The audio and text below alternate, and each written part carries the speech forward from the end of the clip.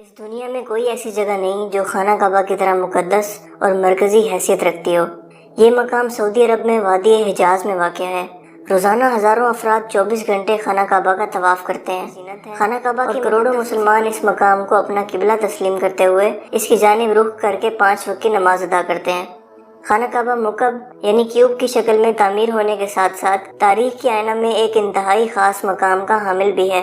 یہاں ہم خانہ کعبہ کے متعلق چند ایسے حقائق پیش کریں گے جن سے بہت کم لوگ واقف ہیں۔ نمبر 1، خانہ کعبہ کئی مرتبہ تعمیر ہو چکا ہے۔ دوستو، خانہ کعبہ جس طرح آج ہمیں نظر آتا ہے یہ ویسا نہیں ہے جو حضرت ابراہیم علیہ السلام اور حضرت اسماعیل علیہ السلام کے دور میں تعمیر ہوا تھا۔ وقت کے ساتھ پیش آنے والی قدرتی آفات اور حادثات کی وجہ سے اس کو دوبارہ تعمیر کرنے کی ضرورت پڑتی رہی ہے۔ بے شک ہم سب جانتے ہیں کہ خانہ کعبہ کی دوبارہ تعمیر کا ایک بہت بڑا حصہ نبی کریم صلی اللہ علیہ وآلہ وسلم کی زندگی میں نبوت ملنے سے قبل ممکن ہو چکا تھا۔ یہ وہ وقت تھا جب نبی کریم صلی اللہ علیہ وآلہ وسلم نے ایک بڑی خون ریزی کو اپنی دور اندیشی سے روکا تھا۔ ایک بڑے کپڑے میں حجر اسود کو رکھ کر ہر قبیلے کے سردار سے اٹھوایا تھا۔ اس کے بعد آنے والے وقت میں کئی مرتبہ خانہ کعبہ کی تفصیل سے آرائش 1996 میں ہوئی تھی، جس کے نتیجے میں بہت سارے پتھروں کو ہٹا دیا گیا تھا اور بنیاد کو مضبوط کر کے نئی چھت ڈالی گئی تھی۔ یہ اب تک کی آخری بڑی تعمیر ہے اور اب خانہ کعبہ کی عمارت کو پہلے سے کہیں زیادہ محفوظ تصور کیا جاتا ہے۔ نمبر 2، خانہ کعبہ کے 2 دروازے اور ایک کھڑکی ہوا کرتی تھی۔ دوستو، دوبارہ تعمیر کیے جانے سے قبل خانہ کعبہ کا ایک دروازہ اندر داخل ہونے کے لیے اور ایک باہر جانے کے لیے استعمال ہوتا تھا۔ ایک زمانہ تک خانہ کعبہ میں ایک کھڑکی ہوا کرتی تھی۔ خانہ کعبہ کی جو شکل آج موجود ہے اس میں صرف دروازہ موجود ہے، لیکن کھڑکی اب ختم ہو چکی ہے۔ نمبر 3، خانہ کعبہ کے مختلف رنگ۔ ہم لوگوں نے خانہ کعبہ کو ہمیشہ کالے رنگ کی کسوہ اور سونے کے دھاگوں میں دیکھنے کی ایسی عادت ہو چکی ہے کہ ہم اس کو کسی اور رنگ میں تصور بھی نہیں کر سکتے۔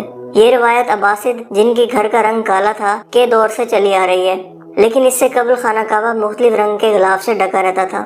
ان رنگوں میں ہرا، لال اور سفید رنگ شامل ہیں۔ نمبر 4، خانہ کعبہ کی چابیاں ایک خاندان کی طویل میں ہیں۔ فتح مکہ کے وقت نبی کریم صلی اللہ علیہ وآلہ وسلم کو خانہ کعبہ کی چابیاں دی گئی تھیں، لیکن بجائے اس کے کہ آپ صلی اللہ علیہ وآلہ وسلم یہ چابیاں اپنے پاس رکھتے، آپ صلی اللہ علیہ وآلہ وسلم نے یہ چابیاں بنی شائبہ خاندان کے عثمان بن طلحہ کو واپس کر دیں۔ اس وقت سے آج تک وہ ان چابیوں کے روایتی رکھوال ہیں اور نبی کریم صلی اللہ علیہ وآلہ وسلم کے نادر الفاظ کی روشنی میں یہ چابیاں ہمیشہ ان کے پاس ہی محفوظ رہیں گی۔ حضور اکرم صلی اللہ علیہ وآلہ وسلم نے فرمایا تھا، اے بنی طلحہ، یہ چابیاں روز قیامت تک تیری تحویل میں رہیں گی، سوائے اس کے کہ وہ زور زبردستی تجھ سے غیر اخلاقی طریقے سے چھین لی جائیں۔ نمبر 5، پہلے خانہ کعبہ عوام کے لیے کھلا رہتا تھا۔ دوستو، پہلے خانہ کعبہ ہفتہ میں 2 مرتبہ عوام کے لیے کھلا ہوتا تھا اور کوئی بھی خانہ کعبہ کے اندر داخل ہو کر عبادت کر سکتا تھا، لیکن موجودہ زمانے میں زائرین کی تعداد زیادہ ہونے کی وجہ سے اور دوسری وجوہات کی بنا پر خانہ کعبہ کو اب سال میں صرف 2 مرتبہ اعلیٰ شخصیات اور خاص مہمان ہی داخل ہو سکتے ہیں۔ نمبر 6، خانہ کعبہ کے آس پاس تیراکی کی جا سکتی تھی۔ دوستو، خانہ کعبہ کے وادی کے نچلے حصے میں ہونے کی وجہ سے دیگر مسائل میں سے ایک مسئلہ یہ بھی تھا کہ جب بارش ہوا کرتی تھی تو وادی میں سیلاب آ جایا کرتا تھا۔ یہ مکہ جیسے شہر کے لیے کوئی انوکھی بات نہیں تھی، لیکن یہ بات دوسرے مسائل کی وجہ بنتی تھی۔ اس وقت یہاں سیلاب کی روک تھام اور نکاسی آب کا نظام موجود نہیں تھا۔ بارش کے آخری دنوں میں خانہ کعبہ پانی میں آدھا ڈوبا رہتا تھا، اور یقیناً یہاں پر آپ کے ذہن میں ایک سوال آتا ہوگا کہ کیا اس وجہ سے طواف کعبہ رک گیا تھا؟ ہرگز نہیں، مسلمانوں نے کعبہ کے ارد گرد تیراکی شروع کر دی تھی۔ نمبر 7، تزئین و آرائش کروانے والے حکمرانوں کے نام کی تختی۔ کئی سال تک بہت لوگ اندازہ لگاتے رہے کہ خانہ کعبہ اندر سے کیسا نظر آتا ہے۔ وہ لوگ خوش نصیب ہیں جن کو خانہ کعبہ کے اندر داخل ہونے کی سعادت ملی، اور ایک خوش نصیب وہ ہیں جن کو تصویر بنانے کا موقع ملا، اور لاکھوں لوگوں نے یہ تصویریں انٹرنیٹ پر آن لائن دیکھی۔ خانہ کعبہ کا اندر کا حصہ سنگ مرمر اور ہرے رنگ کے کپڑے سے ڈھکا ہوا ہے۔ جس دور کے حکمران نے خانہ کعبہ کی دوبارہ آرائش کروائی تھی، اس نے خانہ کعبہ کے اندر اپنے نام کی تختی بھی لگوائی۔ نمبر 8، خانہ کعبہ کی تعداد 2 ہے۔ دوستو، خانہ کعبہ کے بالکل اوپر جنت میں ایک اور خانہ کعبہ موجود ہے۔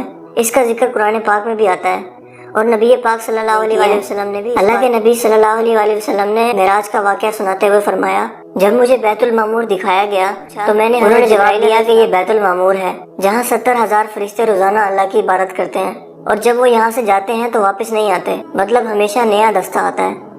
نمبر 9، حجر اسود۔ دوستو، کیا آپ نے کبھی اس بات پر غور کیا ہے کہ حجر اسود چاندی کے سانچے میں کیوں گھرا رہتا ہے؟ کچھ لوگوں کا خیال ہے کہ ہجر اسود امویاد کی فوج کے ہاتھوں مارے گئے پتھر لگنے کی وجہ سے ٹوٹ گیا تھا جب وہ مکہ پر قابض تھے، جبکہ یہ پتھر عبداللہ بن زبیر کی ملکیت میں تھا۔ کچھ ذرائع کے مطابق ہجر اسود بحرین سے تعلق رکھنے والے اسماعیلی گروپ ککماٹینز کے ہاتھوں ٹوٹ گیا تھا۔ ان لوگوں کا یہ خیال تھا کہ حج مبارک ایک توہین پرستی کا عمل ہے۔ اپنی بات کو سچ ثابت کرنے کے لیے ان لوگوں نے 10,000 حجاج کو مار کر ان کی باقیات کو آب زمزم کے کنویں میں پھینک دیا تھا۔ یہ غیر انسانی عمل کافی نہیں ہے۔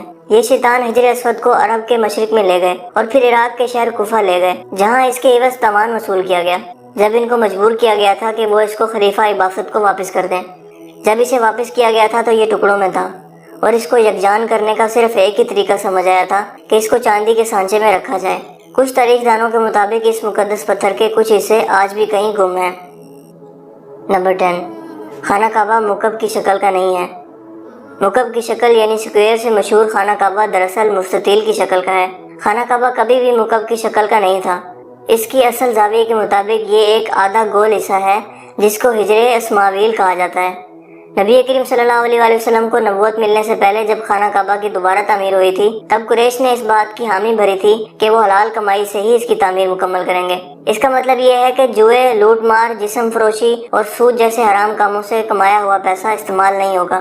قریش اتنے امیر تجارتی شہر میں ہونے کے باوجود اتنی رقم جمع کرنے میں ناکام ہو چکے تھے جو خانہ کعبہ کی تعمیر اس کے اصل سائز اور رقبہ کے حساب سے کر سکیں۔ انہوں نے خانہ کعبہ کی چھوٹی عمارت تعمیر کی اور اس کی دیواریں مٹی کی اینٹوں سے بنائی، جس کو ہجر اسماعیل کہا جاتا ہے، حالانکہ اس کا حضرت اسماعیل سے کوئی تعلق نہیں، جو کہ خانہ کعبہ کے حقیقی قطر کی جانب اشارہ کرتی تھی۔